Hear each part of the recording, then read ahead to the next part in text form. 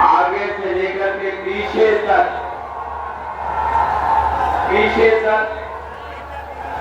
आखिरी तक बिल्कुल भरा हुआ दिखाई दे रहा है। जहां पंडाल के बाहर भी कोई धूप बचाने के लिए जगह नहीं है, उसके बावजूद भी बड़ी संख्या में हमें अपने नौजवान दाएं और बाएं तरफ भी बड़ी संख्या में दिखाई दे रहे हैं। और ऐसे भी हमें नौजवान दिखाई दे रहे हैं जहां गर्मी के कारण, उमस के कारण पूरे पसीने से लथपथ हमें दिखाई दे रहे हैं।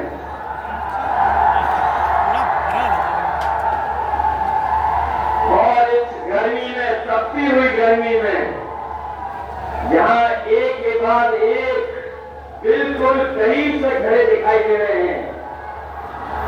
ये आखिरी चरण का चुनाव और गाजीपुर का चुनाव, यहां का उत्साह बता रहा है कि इंडिया गठबंधन और समाजवादी पार्टी के प्रत्याशी अफजाल अंसारी साहब न केवल जीत करके जा रहे हैं बल्कि रिकॉर्ड मतों से इस बार जीतेंगे। जहां गाजीपुर अपनी बुलंद आवाज से और अपने समर्थन से लोग जो बड़े बड़े दिल्ली और लखनऊ से आ रहे हैं, गाजीपुर के लोगों के उत्साह के सामने और समाजवादी पार्टी के समर्थन के सामने वो ठहरा रहे हैं। उन्हें समझ में नहीं आ रहा कि रास्ता क्या निकलेगा। और मैंने तो कल भी बलिया में और शरीफपुर में समर्थन देखा है। इस बार तो जहां पूर्वांचल की हवा, पूर्वांचल की जो हवा इस बार है, पश्चिम से भी ज्यादा रफ्तार से बह रही है। जो शुरुआत पश्चिम से हुई थी, वो आते यहाँ पर बलिया, गाजीपुर में किस ऊंचाई तक पहुंचेगी। और मैं ये कह सकता हूं कि जो जनता का गुस्सा बढ़ता चला जा रहा है, पहले चरण में जो गुस्सा दिखाई दिया था सरकार के खिलाफ, आज गाजीपुर में आकर के वो सातवें आसमान में दिखाई दे रहा है। ये जो 400 पार वाली बात कह रहे थे, 400 पार, वो 400 आने जा रहे हैं।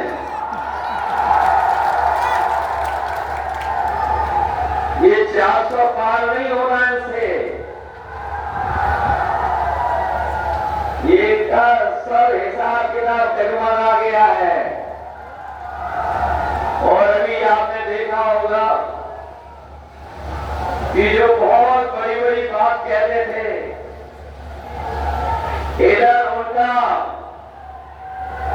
आत्मविश्वास जो लड़खड़ाया है, उनका आत्मविश्वास जो लड़खड़ाया, उससे उनकी जवानी लड़खड़ा गई है। अब कोई उनकी पुरानी कहानी सुनना नहीं चाहता है। पुरानी कहानी, पुराने डायलॉग जो घिसे पिटे हैं, कोई सुनना नहीं चाहता है। इसलिए मैं सबसे पहले जो मंच पर उपस्थित हैं, जहां में दोनों अपने अफजाल अंसारी साहब, सनातन पांडे जी, मंच पर उपस्थित पार्टी के वरिष्ठ सहयोगी दल, उन सबके साथ साथ मैं आप सबसे ही अपील करने आया हूं। और मैं आप सबसे निवेदन करने भी आया हूं कि जो लोग सत्ता में रहे हैं 10 साल से, इन सब में मिलकर के हर बात इनकी झूठी निकली और इनके हर वादे झूठे निकले। जब 10 साल पीछे मुड़ के देखते हैं, जबकि गाजीपुर और आसपास का इलाका वो इलाका है जो देश के प्रधान सांसद हैं, जो बनारस से चुन करके जाते हैं, उनके क्षेत्र के आसपास के ये इलाके हैं। जो विकास, जो खुशहाली, जो तरक्की होनी चाहिए थी, वो आज हम तरक्की और खुशहाली नहीं देख रहे हैं। सरकार ने काले कानून वापस नहीं ले लिए। और मैं आपको कहना चाहता हूं, मैं यहाँ के गाजीपुर के अपने तमाम समाजवादी साथियों का मैं धन्यवाद और आभार इसलिए भी प्रकट करना चाहता हूं कि जिस समय 2022 के चुनाव से पहले मैंने यहीं से रथ यात्रा शुरू की थी, आपके जिले से, जहां पर वो समाजवादी सरकार का बना हुआ पूर्वांचल एक्सप्रेस से जुड़ता है, उस गांव पदनपुरा से हमने शुरू किया था। और जो सहयोग समर्थन आपसे मिला था, मुझे नहीं पता था कि मुझे रात में भी चलना पड़ेगा। मैंने सुबह रथ यात्रा शुरू की थी। पूरा दिन, पूरी रात चल करके जब मैं लखनऊ पहुंचा था, मुझे याद है सबसे पहले वही खबर मिली थी कि जहां किसान के आंदोलन की वजह से और उत्तर प्रदेश के चुनाव की वजह से भारतीय जनता पार्टी ने वो काले कानून वापस ले लिए थे। उसके लिए हमारे गाजीपुर के किसान और नौजवानों को भी बधाई देता हूं, जिन्होंने सड़क पर आकर के उस सरकार के खिलाफ खड़े होकर के आंदोलन को आगे बढ़ाने का काम किया। न केवल काले कानून लाए थे ये लोग, बीजेपी ने हमारे किसानों को ये भी वादा दिलाया था कि उन्हें मौका मिल जाएगा तो किसानों की आय दोगुनी हो जाएगी। और जब भी यहाँ प्रधानमंत्री जी आए, वो कभी वो बात नहीं भूले कि कभी लोकसभा में आपके एक सांसद जी ने कहा था कि यहाँ पर इतनी गरीबी है कि लोगों ने दाने बीन करके खाना खाया था, दाने बीन कर करके। उस समय भुखमरी में गरीब दाना बीन करके खाना खाता था। लेकिन सोचिए 10 साल बाद जिन्होंने कहा था कि किसानों की आय दोगुनी हो जाएगी, हमारा किसान वैसा ही का वैसा, लेकिन उसकी आय दोगुनी नहीं हुई। न केवल आय दोगुनी का वादा किया, वहीं ये भी कहा था कि किसान को लाभकारी मूल्य देंगे।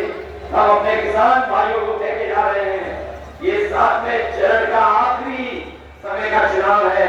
इंडिया गठबंधन और समाजवादी पार्टी ने तय किया है कि आने वाले समय में जब 4 जून को सरकार बनेगी तो अपने किसानों का न केवल कर्जा माफ होगा, बल्कि साथ ही साथ अपने किसान और गरीबों को कानूनी अधिकार दिला करके उनकी फसल की कीमत को भी दिलाने का काम करेंगे और एमएसपी के लिए कानूनी अधिकार दिलाने का काम करेंगे।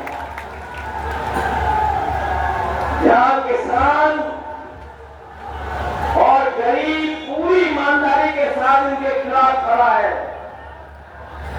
वही ये नौजवानों ने भी मन बना रखा है इस बार कि जिन्होंने उनके जीवन का सबसे ज्यादा समय बर्बाद किया है, जिन्होंने नौकरी नहीं दी, रोजगार नहीं दिया, उन लोगों को भी सबक सिखाने का काम नौजवान करेगा। और यहाँ पर जो नौजवान मौजूद हैं और जो लोग दूर से भी सुन रहे होंगे, देख रहे होंगे, वो जानते होंगे इस सरकार में जितनी भी परीक्षाएं हुई, उन परीक्षाओं के सबके पेपर लीक हो गए। और ये जो पढ़ा लिखा नौजवान है, जो कोचिंग करता है, वो जानता होगा कि एक परीक्षा नहीं, बल्कि सरकार में जितनी परीक्षाएं हुई हैं, उन सभी परीक्षाओं के पेपर लीक हो गए। ये नौजवानों की नौकरी तो छीनी है, लेकिन नौजवानों का 1/3 जीवन इन्होंने बर्बाद कर दिया है। अरे सुना मैं अपने नौजवानों से लेके जा रहा हूं और खासकर यहाँ के नौजवान का मैंने समय समय पर देखा है और कई मौकों पर ये यहाँ का नौजवान मैं